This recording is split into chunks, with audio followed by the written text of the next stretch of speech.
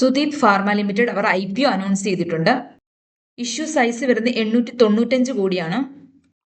ഈ 895 കോടിയിൽ 95 കോടി ഫ്രഷ് ഇഷ്യൂയും അതുപോലെ തന്നെ 800 കോടി ഓഫർ ഫോർ സെയിലുമാണ്. IPO ടൈപ്പ് വരുന്ന മെയിൻ ബോർഡാണ്. അതുപോലെ കമ്പനിയുടെ മാർക്കറ്റ് ക്യാപ്പ് വരുന്നത് 6697 കോടിയാണ്. പ്രൈസ് റേഞ്ച് വരുന്നത് 563 തൊട്ട് 593 രൂപ വരെയാണ്. BSEയിലും NSEയിലും ലിസ്റ്റ് ചെയ്തിട്ടുണ്ട്. റവന്യൂ നോക്കുവാണെങ്കിൽ കഴിഞ്ഞ ഫിനാൻഷ്യൽ ഇയർ 2024-2025 ഫിനാൻഷ്യൽ ഇയറിലെ കമ്പനിയുടെ റവന്യൂ എന്ന് പറയുന്നത് 501 കോടിയാണ്. അതുപോലെ ലോട്ട് സൈസ് വരുന്നത് 25 ഷെയർസ് ആണ് വരുന്നത്. ഗ്രോത്ത് റേറ്റ് 3 വർഷത്തെ CAGR ഗ്രോത്ത് റേറ്റ് നോക്കുവാണെങ്കിൽ 8.21% വരുന്നത്. മിനിമം ഇൻവെസ്റ്റ്മെന്റ് എമൗണ്ട് വരുന്നത് 14,075 ആണ് വരുന്നത്. അതുപോലെ പ്രീ അപ്ലൈ ഡേറ്റ് വരുന്നത് 19 നവംബറിനാണ്. ബിഡ് സ്റ്റാർട്ട് ചെയ്യുന്നത് 21 നവംബറിലാണെങ്കിലും നമുക്ക് 19 നവംബർ തൊട്ട് IPOയ്ക്ക് വേണ്ടി നേരത്തെ അഡ്വാൻസ് ആയിട്ട് അപ്ലൈ ചെയ്യാൻ സാധിക്കുന്നതായിരിക്കും. ബിഡ് എൻഡ് ചെയ്യുന്നത് 25 നവംബറിനാണ്. അലോട്ട്മെന്റ് ഫൈനലൈസ് ചെയ്യുന്നത് 26 നവംബറിനാണ്. അതായത് IPO ഇഷ്യൂ ചെയ്ത് ഷെയർ കിട്ടിയ ആപ്ലിക്കന്റിനെ ഒഫീഷ്യലി അനൗൺസ് ചെയ്യുന്ന ഡേറ്റ് ആണ് allotment finalisation date. Release of fund വരുന്നത് നവംബർ 27 അതായത് IPO ഇഷ്യൂ ചെയ്തിട്ട് ഷെയർ കിട്ടാത്തവർക്ക് അവരുടെ ഫണ്ട് റീഫണ്ട് ചെയ്യുന്ന ഡേറ്റ് ആണ് റിലീസ് ഓഫ് ഫണ്ട് ഡേറ്റ് വരുന്നത്. അത് നവംബർ 27 അതുപോലെ ഡിമാറ്റ് ട്രാൻസ്ഫർ അതും 27 നവംബറിനാണ് വരുന്നത്. അതായത് ഷെയർ കിട്ടിയവർക്ക് അവരുടെ ഡിമാറ്റ് അക്കൗണ്ടിലോട്ട് ട്രാൻസ്ഫർ ചെയ്യുന്ന ഡേറ്റ് ആണ് ഡിമാറ്റ് ട്രാൻസ്ഫർ ഡേറ്റ്. അതുപോലെ കമ്പനിയുടെ ഷെയർ ലിസ്റ്റ് ചെയ്യുന്നത് 28 നവംബറിനാണ്. അതുപോലെ നമ്മൾ കമ്പനിയെ കുറിച്ച് നോക്കുവാണെങ്കിൽ Sudeep pharma limited is A technology driven manufacture of pharmaceutical excipient and specialty ingredients served in the global pharmaceutical foods and nutrition industries. Established in 1989, the company has evolved from the production of excipients into a diversified ingredients play with over 100 products as of June 13, 2025. Company start ചെയ്തത് 1989 company mainly concentrate ചെയ്തിരിക്കുന്ന pharma പ്രൊഡക്ട്സിലും അതുപോലെ nutrition food പ്രൊഡക്റ്റിലുമാണ്. കമ്പനിക്ക് ഒരു diversified ആയിട്ടുള്ള ഒരു product portfolio നമുക്ക് കാണാൻ സാധിക്കും. അതായത് 100 പ്രൊഡക്റ്റ് ആണ് അവർ ഡീൽ ചെയ്യുന്നത്. 100 പ്രൊഡക്ട്സ് ആണ് ആ കമ്പനി ഡീൽ ചെയ്യുന്നത്. അതുപോലെ തന്നെ നമുക്ക് നോക്കി കാണാൻ സാധിക്കും. It stood amongst India's largest export in this category with a clients spanning about 100 countries. ഇപ്പൊ വേൾഡ് വൈഡ് ക്ലയൻസ് ഉണ്ട് 100 കൺട്രീസിലായിട്ട്.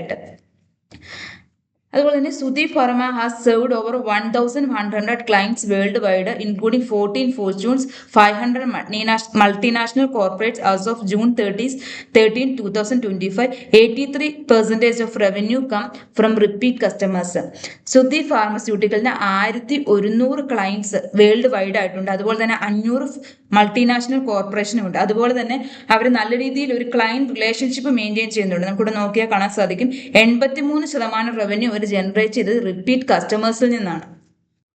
കമ്പനിക്ക് ഫ്രഷ് ഇഷ്യൂ വഴി കിട്ടുന്ന ഫണ്ടിൽ 80% ക്യാപിറ്റൽ എക്സ്പെൻഡിച്ചറിന് വേണ്ടിയാണ് യൂട്ടിലൈസ് ചെയ്യുന്നത്. 75 crores will be used for machinery procurement at the Nandasseri facilities.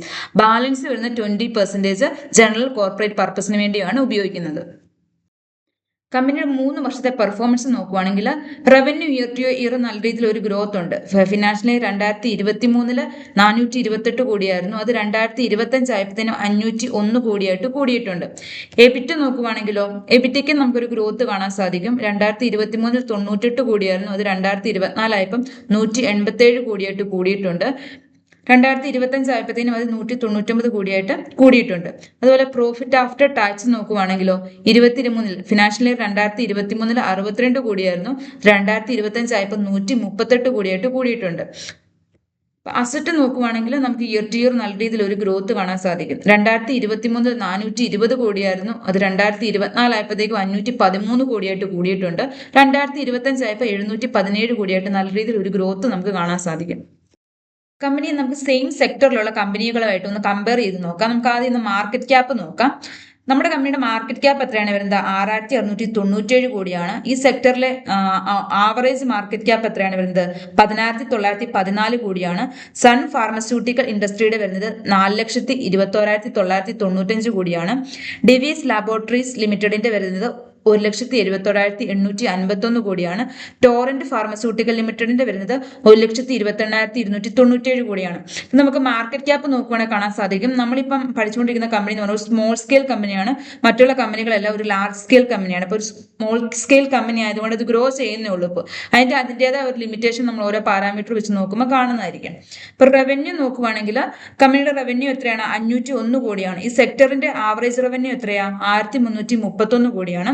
Sun pharmaceutical ഇൻഡസ്ട്രിയുടെ ആണെങ്കിൽ 52,578 കോടിയാണ്. ഡിവീസ് ലബോറട്ടറി ലിമിറ്റഡിന്റെ ആണെങ്കിൽ 9,360 കോടിയാണ്. ടോറന്റ് ഫാർമസ്യൂട്ടിക്കലിന്റെ ആണെങ്കിൽ 11,516 കോടിയാണ്. ഓവറോൾ നോക്കുമ്പോൾ സെക്ടർ ബേസും കമ്പനി ബേസും നോക്കുമ്പോൾ കമ്പനിക്ക് കുറവാണ്. അതുപോലെ പ്രോഫിറ്റ് ആഫ്റ്റർ ടാക്സ് നോക്കുവാണെങ്കിലോ കമ്പനിക്ക് പ്രോഫിറ്റ് ആഫ്റ്റർ ടാക്സ് എത്രയാണ്? 138 കോടിയാണ് കഴിഞ്ഞ ഫിനാൻഷ്യൽ ഇയറിൽ.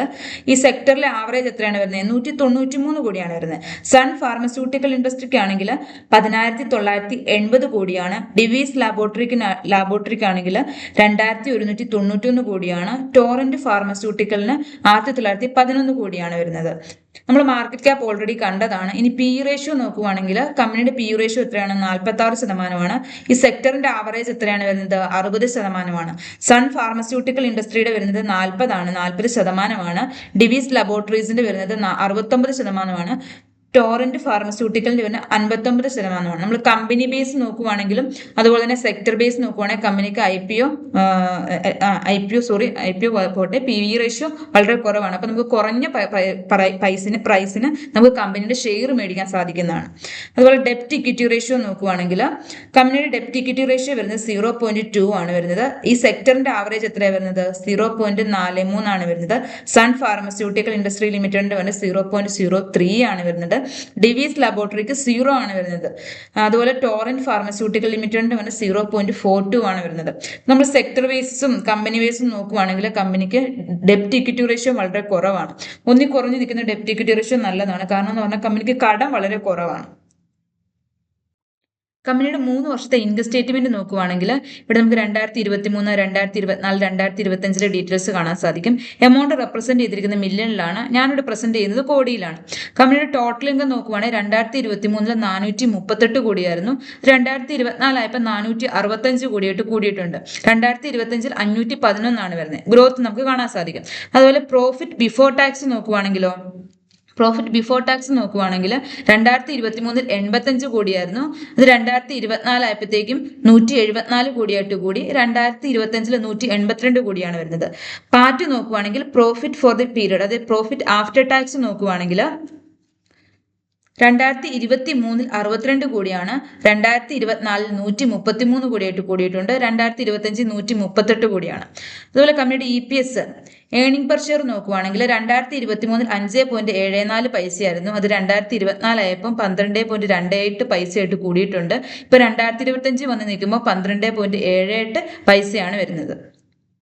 അതുപോലെ കമ്പനിയുടെ ക്യാഷ് ഫ്ലോ സ്റ്റേറ്റ്മെന്റ് നോക്കുവാണെങ്കിൽ net cash flow from operating activities 3 വർഷവും പോസിറ്റീവ് ആണ് വരുന്നത്. അതൊരു നല്ല സൈനാണ്. അതുപോലെ തന്നെ കമ്പനിയുടെ net cash flow from investing activities 3 വർഷവും നെഗറ്റീവ് ആണ്. അതായത് കമ്പനിയിൽ നിന്ന് ക്യാഷ് പോയതാണ്, ക്യാഷ് ഔട്ട് ഫ്ലോ ആണ്. അപ്പം കമ്പനിയുടെ ഗ്രോത്തിന് വേണ്ടി കമ്പനി കുറച്ച് ഇൻവെസ്റ്റ്മെന്റ് ഒക്കെ നടത്തിയിട്ടുണ്ടെന്നാണ് ഇതിൽ നമുക്ക് മനസ്സിലാവുന്നത്.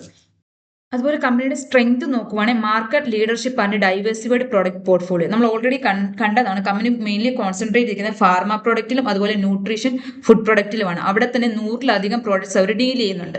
അതുപോലെ തന്നെ well equipped manufacturing facilities.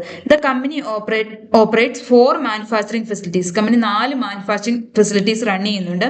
Including one is Ireland with a combined annual production capacity of 72,246 mg. അവർക്ക് അതിൽ ഒരു ഫെസിലിറ്റി വരുന്ന അയർലൻഡിലാണ്. അതിന്റെ ആനുവൽ പ്രൊഡക്ഷൻ കപ്പാസിറ്റി എത്രയാണ്? 72,246 mg ആണ്.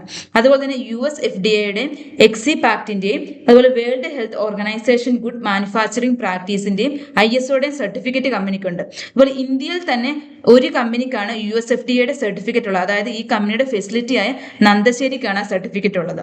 അതുപോലെ long standing global customer base നമ്മൾ ഓൾറെഡി കണ്ടതാണ്.